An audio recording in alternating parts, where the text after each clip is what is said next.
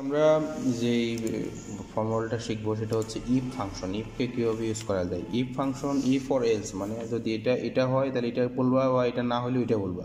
তো এরকম সিম্পল একটা জিনিস হলো, ধরুন আমি এখানে একটা ফর্মুলা ইউজ করলাম যে প্রথমে ইকুয়াল দিলাম, পরে আমি লিখলাম যে ইফ ফাংশনের পরে এখানে যে ইফটা আসছে সেটাকে আমি ট্যাব দেওয়া সিলেক্ট করলাম। এরপর তারা বলছে লজিক্যাল টেস্ট, কি লজিক আমি দিতে যাচ্ছি, তাই আমি বলছি যে এই ঘরে যে মানটা থাকবে সেটা যদি 1 থেকে বড় হয় তাহলে বলবে যে ট্রু। আর যদি যে দেখেন আমি যখনই লিখতেছি আস্তে আস্তে এই জায়গাগুলো বোল্ড হইতে হইতে এখানে বোল্ড চলে আসছে, মানে এই ফলস হলে তুমি কি বলতে চাচ্ছ। তো ফলস আমি কি ফলস, তুমি বলবে যে ফলস। তো আমি ব্র্যাকেট ক্লোজ করলাম। এরপরে আমি এখানে একটা ব্যাপার আছে, এখানে পোস্ট অফিস ক্লোজ করতে হবে, এখানে ফিল দিলাম। এখন আমি এন্টার দিব। তো আমরা যখন এখানে বলছি সে যে এই ঘরের মানটা 1 থেকে বড় কিনা, যদি বড় হয় বলবা ট্রু, বড় না হলে বলবা ফলস। তো দেখেন আমি এখানে কোনো মান এখনো পুট করি নাই। তো আমি ধরেন এখানে 1 দিলাম, তাহলে সে এখনও বলতেছে কি ফলস, কারণ 1 থেকে বড় না। তো আমি ধরেন এখানে 5 দিলাম, সে বলতেছে ট্রু। ঠিক আছে। তো আমি ধরেন এখানে এই মানটাকে একটু বাড়াই দিই, ধরেন আমি 30 দিলাম। তো আমি বলছি যে এই মানটা এই 5 কি 30 থেকে বড় কিনা, তো এটা বড় না, সেজন্য সে বলছে ফলস। ঠিক আছে। তো আমি ধরেন এখানে 35 দিলাম, দেন ট্রু। আমি তার এখানে 25 দিলাম, সে বলতেছে ফলস। তো তাহলে এটা হলো এক ধরনের ইউজ ইফের। আরেক ধরনের ইউজ কীরকম, ধরেন এই ফাংশনটাতে এই ঘরটাতে আমরা একটা ফাংশন লিখলাম যে এটা তো আমি লিখলাম এই মানে নিউমেরিক ভ্যালু, ম্যাথমেটিক্যাল ভ্যালুকে আমি ইফ ফলস জাস্টিফাই করলাম। এখন আমি যদি এখানে কোনো টেক্সটকে ইউজ করতে চাই, ধরেন কোনো নাম, এরকম আরিফ কামাল বা এই ধরনের কোনো নাম, তখন আমাকে কীভাবে করতে হবে। তো সেজন্য আমাকে কী করতে হবে, এখানে যা আছে এটা কেটে দিলাম। তো এখানে আমি লিখলাম যে এই ঘরে যে মানটা আছে সেটা সমান, যদি সবসময় মনে রাখবেন যখন আপনি টেক্সট ইউজ করবেন তখন আপনাকে এই ঘরের পরে এই জায়গাটায় প্রথমে যে লজিক টেস্ট দিবেন সেখানে আপনাকে এই ডাবল কোড ইউজ করতে হবে। তো ডাবল কোড ইউজ করতে গেলে আপনাকে প্রথম কি লিখবো, ধরুন আমি লিখলাম যে আরিফ, ARIF। যদি এখানে তোমার আরিফ লেখা থাকে, মানে এই ঘর সমান যদি আরিফ থাকে, তাহলে তুমি বলবে যে ধরেন তাহলে বললাম যে IM আরিফ লিখবে, ডট কোড ক্লোজ করলাম। এরপরে লিখলাম যে সে যদি সে এখানে দেখেন আমার এখানে দেখাচ্ছে যে ভ্যালু ইফ ফলস, এটা বোল্ড হয়ে গেছে, মানে এখন ফলস হলে কী লিখবে, ফলস হলে লিখবে যে IM নট হিয়ার। ঠিক আছে। এরপর আমি ব্র্যাকেট ক্লোজ করলাম, এখন এন্টার চাপলাম।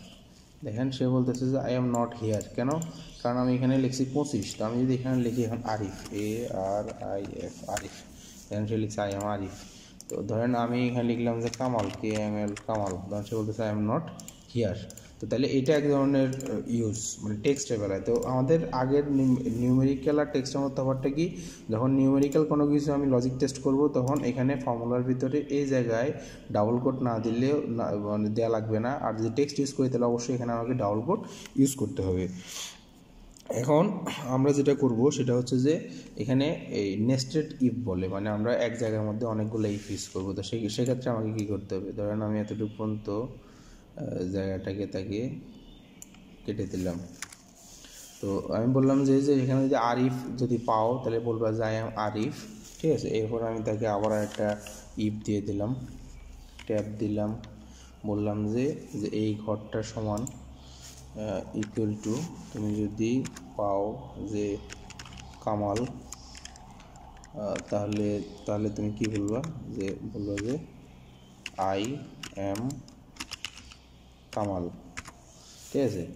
আর যদি তুমি দেখো যে এখানে মানে এগুলো সব যখন শেষ, যে আমি কামাল না হলে তাহলে কি লিখবে, সে লিখবে যে সে আরিফও না, সে কামালও না, তখন সে কী লিখবে, তখন সে লিখবে যে আই এম নট হিয়ার। ঠিক আছে। ব্র্যাকেট ক্লোজ করে দিলাম। এখন দেখেন এখানে যখন ব্র্যাকেট ক্লোজ করতেছি, একটা ব্র্যাকেট ক্লোজ করেছে সে লাল দেখাচ্ছে, মানে এই লাল ব্র্যাকেটটা এখানে ক্লোজ হয়েছে। কিন্তু আমি যেখানে প্রথমে আরেকটা কালো ব্র্যাকেট ইউজ করছি সেটা আমি কিন্তু ক্লোজ হয়নি, যেন আমাকে আরেকটা ব্র্যাকেট দিতে হবে, দিয়ে এরপর আমার ক্লিক করতে হবে। দেখেন সে বলতেছে কি, আমি যেমন বলছি যে এখানে কামাল হলে বলবো আই এম কামাল, যদি আমি বলি যে আরিফ তাহলে সে বলতেছে আই এম আরিফ, কিন্তু আমি যদি তাকে বলি যে জারিন তখন সে বলতেছে আই এম নট হিয়ার। দেখেন তাকে আরিফ দিছে সে বলছে আই এম আরিফ, কামাল দিছে বলছে আই এম কামাল, আর যখন বলতেছে জারিন সে বলতেছে আই এম নট হিয়ার। তো এভাবে করে ইফ ফাংশনগুলোকে ইউজ করা যায়। তো এখানে আরও কিছু মজার ফাংশন আছে, যেমন ধরেন আরেকটা আপনাকে দেখাই। ধরেন এখানে যা আছে সেটা আমি ডিলিট করে দিলাম, এখানে যা আছে সেটা ডিলিট করে দিলাম। এখানে আমরা লিখলাম যে ধরেন ইকুয়াল দিলাম, ইফ চাপলাম, তো এটা ট্যাপ দিলাম, বললাম যে এখানে যে মার্কসটা আছে এই ধরেন 36 বা এই ধরনের যে মার্কসগুলা, ঠিক আছে, এগুলা যদি ধরেন এখানে যে 36 মানটা আছে এটা যদি 30 থেকে বা 33 থেকে বড় হয়, ঠিক আছে, তাহলে সে বলবে যে পাস। আর যদি সেটা থাকে মানে সে যদি 33 থেকে নিচের দিকে থাকে, তাহলে যদি না হয় তাহলে সে কি লিখবে, সে লিখবে ফেল। তো এরপর আমি ব্র্যাকেট ক্লোজ করলাম, আমি দিলাম, সে বললো এটা হলো পাস। এখন আমি যদি এই ঘরটাকে এরকম করে টানতে থাকি, দেখেন সে পরের যে ঘরগুলো সে পাইতেছে, মানে এখানে যতগুলো মান সে পাইছে সবগুলো বলছে কি পাস পাস। আমি এই কাজটা এখানেও করতে পারি। এখানে করতে পারি কী হবে, যে এই ঘরে আমি স্টুডেন্টরা পাস করছে কি ফেল করছে এটা আমি ধরেন করতে যাচ্ছি, বের করতে যাচ্ছি, তো এটা আমি কন্ট্রোল সি দিয়ে এখানে আমি পেস্ট করে দিলাম।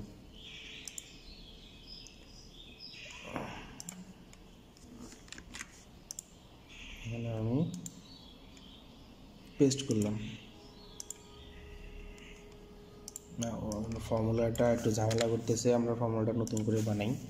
সেটা কী হবে, যে এখানে দিলাম যে ইকুয়াল টু ইফ, এরপরে ট্যাব, এরপরে এই ঘরটা এটা যদি 33 থেকে বড় হয় তাহলে তুমি বলবে যে সে পাস, আর সে যদি যদি অন্যটা হয় তাহলে বলবে যে ফেল। ব্র্যাকেট ক্লোজ করলাম, আমি চাপ দিলাম, সে বলতেছে পাস। তো আমি যখন এটাকে দিকে টানতেছি দেখেন সবগুলোতে সে পাস পাই গেছে। এখন ধরেন আমি চাচ্ছি যে 5টা 33-এ না, 5টা ধরেন 70 পাইলে পাস। তখন আমি যখন 70 দিলাম তখন দেখেন কী হয়েছে, এখানে এটা 70-তে বেশি না, সেজন্য এটা ফেল হয়েছে। এটা 70-তে বেশি না, এটা 70-তে বেশি না, এটা 70-তে বেশি না, এই জন্য এগুলো সব কি ফেল হয়ে গেছে, রাইট বলছেন। তো তাহলে এটা হলো ইফের ইউজ। ইফ এলস ফাংশন বলা এটাকে, মানে যদি এটা ইফ এটা হয় তাহলে তুমি বলবা এটা, আর যদি বলো যে সেটা না তাহলে তুমি তখন বলবা যে ফেল। তো বন্ধুরা এটাই ইফ ফাংশনের মেন ব্যাখ্যা, বা আমরা আজকের লেসনে আমরা এটাই শিখলাম যে ইফ ফাংশন কীভাবে ইউজ করা হয়, ইফ এলস ফাংশন। তো আমরা এর পরের অন্যান্য যে ফাংশনগুলো আমরা নেক্সট ভিডিওতে শিখবো, এভারেজ ফাংশনগুলো, এভারেজ এভারেজ ইফ বা এভারেজ ইফস। তো আমাদের সাথেই থাকুন। ভিডিওটি যদি ভালো লেগে থাকে অবশ্যই বন্ধুদের সাথে শেয়ার করবেন এবং লাইক কমেন্ট করবেন। ধন্যবাদ।